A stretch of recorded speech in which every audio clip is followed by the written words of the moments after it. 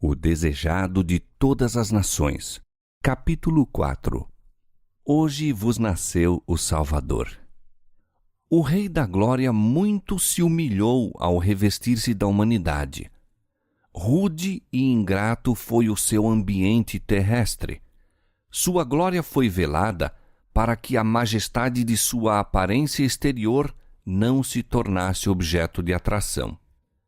Esquivava-se a toda exibição exterior.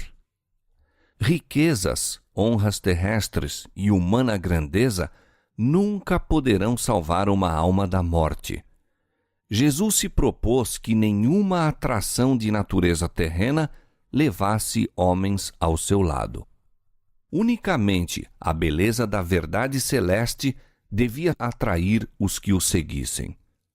O caráter do Messias fora desde há muito predito na profecia e era seu desejo que os homens o aceitassem em razão do testemunho da palavra de Deus.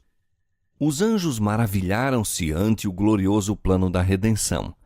Observavam a ver de que maneira o povo de Deus receberia seu Filho revestido da humanidade. Anjos foram à terra do povo escolhido.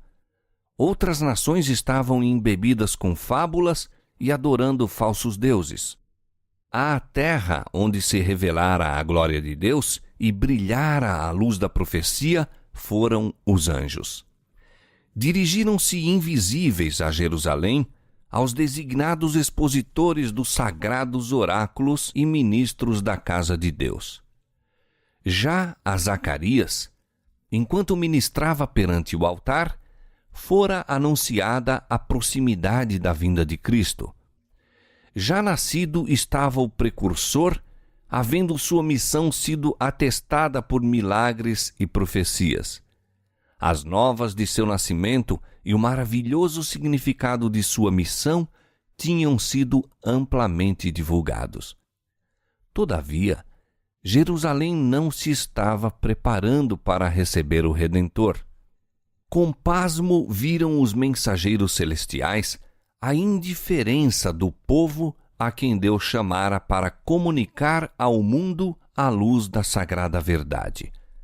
A nação judaica fora conservada como testemunho de que Cristo havia de nascer da semente de Abraão e da linhagem de Davi.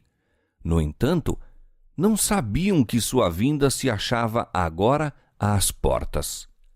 No templo, o sacrifício matutino e vespertino apontava diariamente ao Cordeiro de Deus. Entretanto, nem mesmo ali havia qualquer preparação para o receber. Os sacerdotes e doutores da nação ignoravam que o maior acontecimento dos séculos estava prestes a ocorrer. Proferiam suas orações destituídas de sentido e realizavam os ritos do culto para serem vistos pelos homens, mas em sua luta por riquezas e honras mundanas, não estavam preparados para a revelação do Messias. A mesma indiferença penetrava a terra de Israel.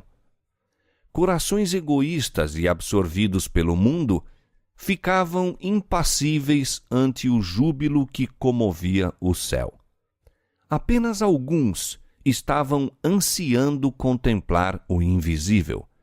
A esses foi enviada a embaixada do céu. Anjos assistiam José e Maria enquanto jornadeavam de seu lar em Nazaré à cidade de Davi.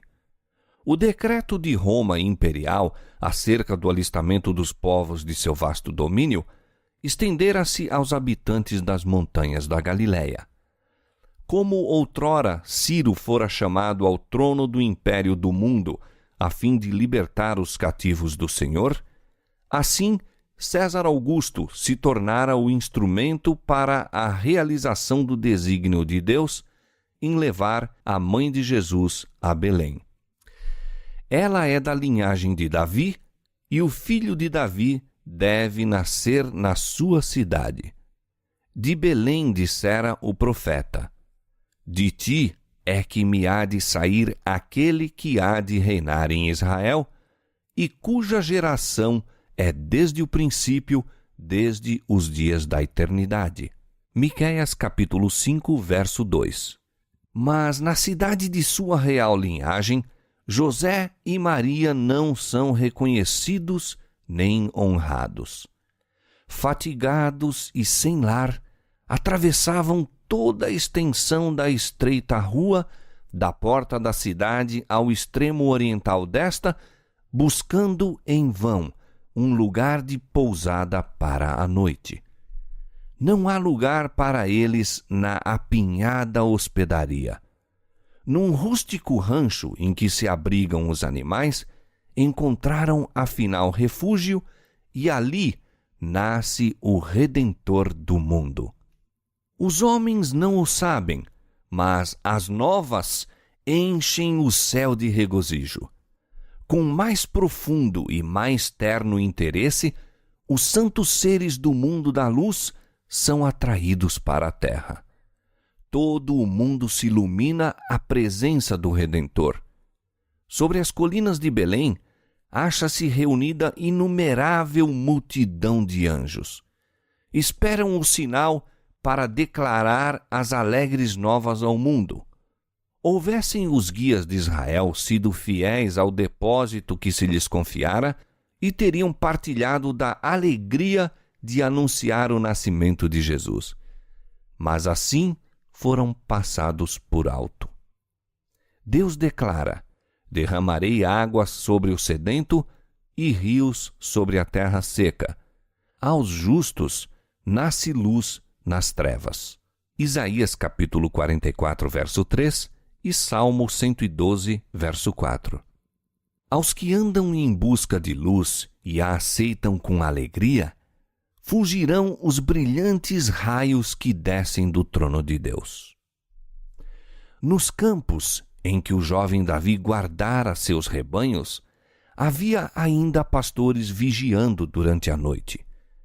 Nas horas caladas, conversavam entre si acerca do prometido Salvador e oravam pela vinda do rei ao trono de Davi. E eis que o anjo do Senhor veio sobre eles, e a glória do Senhor os cercou de resplandor, e tiveram grande temor.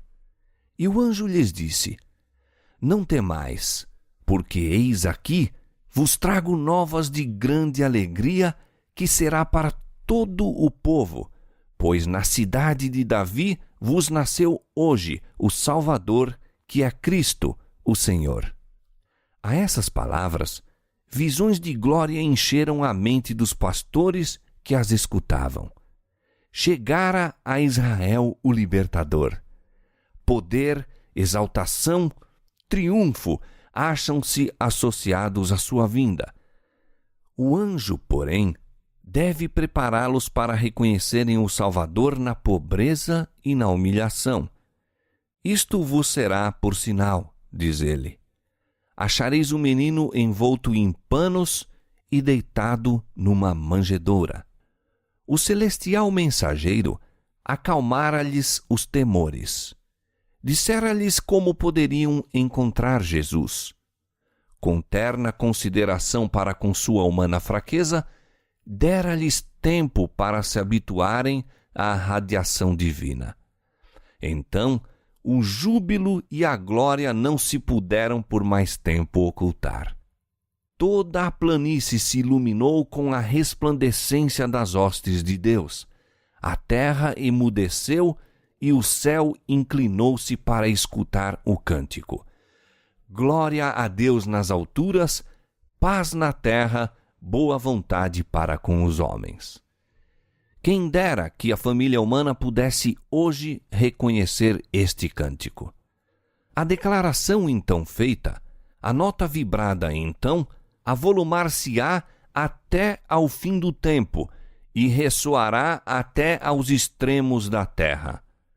Quando se erguer o sol da justiça, trazendo salvação sob suas asas, esse cântico há de ecoar pela voz de uma grande multidão, como a voz de muitas águas, dizendo: Aleluia, pois já o Senhor Deus Todo-Poderoso reina. Apocalipse capítulo 19, verso 6. Ao desaparecerem os anjos, dissipou-se a luz e mais uma vez cobriram as sombras da noite as colinas de Belém. A mais gloriosa cena que olhos humanos já contemplaram permaneceu, no entanto, na memória dos pastores. E depois que os anjos se retiraram deles para o céu, os pastores diziam entre si: Vamos até Belém e vejamos o que é que lá sucedeu e o que é que o Senhor nos manifestou. E foram com grande pressa, e encontraram Maria e José e o menino deitado na manjedoura.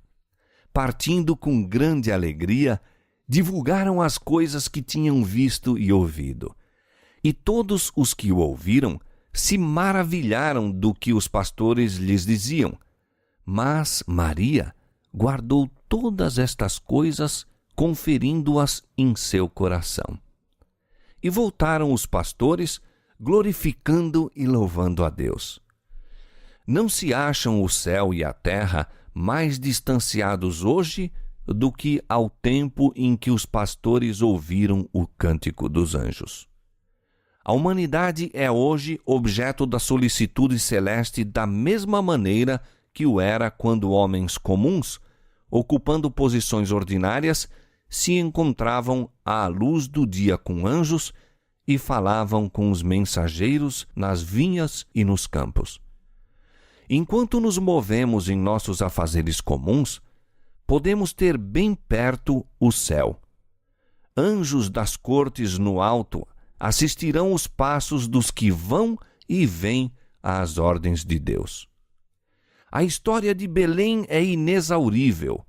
Nela se acham ocultas as profundidades das riquezas, tanto da sabedoria como da ciência de Deus. Romanos capítulo 11, verso 33. Maravilhamo-nos do sacrifício do Salvador em permutar o trono do céu pela manjedoura e a companhia dos anjos que o adoravam pela dos animais da estrebaria. O orgulho e presunção humanos ficam repreendidos em sua presença. Todavia, esse passo não era senão o princípio de sua maravilhosa condescendência. Teria sido uma quase infinita humilhação para o Filho de Deus revestir-se da natureza humana, mesmo quando Adão permanecia em seu estado de inocência no Éden. Mas Jesus aceitou a humanidade quando a raça havia sido enfraquecida por 4.000 anos de pecado. Como qualquer filho de Adão, aceitou os resultados da operação da grande lei da hereditariedade. O que estes resultados foram, manifesta-se na história de seus ancestrais terrestres. Veio com essa hereditariedade para partilhar de nossas dores e tentações e dar-nos o exemplo de uma vida impecável. Satanás aborrecera a Cristo no céu por causa de sua posição nas cortes de Deus. Mais o aborreceu ainda quando sentiu ele próprio destronado. Odiou aquele que se empenhou em redimir uma raça de pecadores. Não obstante, ao mundo em que Satanás pretendia domínio, permitiu Deus que viesse seu filho, impotente criancinha, sujeito à fraqueza da humanidade. Permitiu que enfrentasse os perigos da vida em comum com toda a alma humana, combatesse o combate como qualquer filho da humanidade o tem de fazer, com risco de fracasso e ruína eterna. O coração do pai humano compadece-se do filho. Olha a fisionomia do pequenino e treme ante a ideia dos perigos da vida. Anela proteger seu querido do poder de Satanás, guardá-lo da tentação e do conflito. Para enfrentar mais acerbo conflito e mais terrível risco, Deus deu seu Filho unigênito para que a vereda da vida fosse assegurada aos nossos pequeninos. Nisto está o amor. Maravilhai-vos, ó céus, e assombrai-vos, ó terra.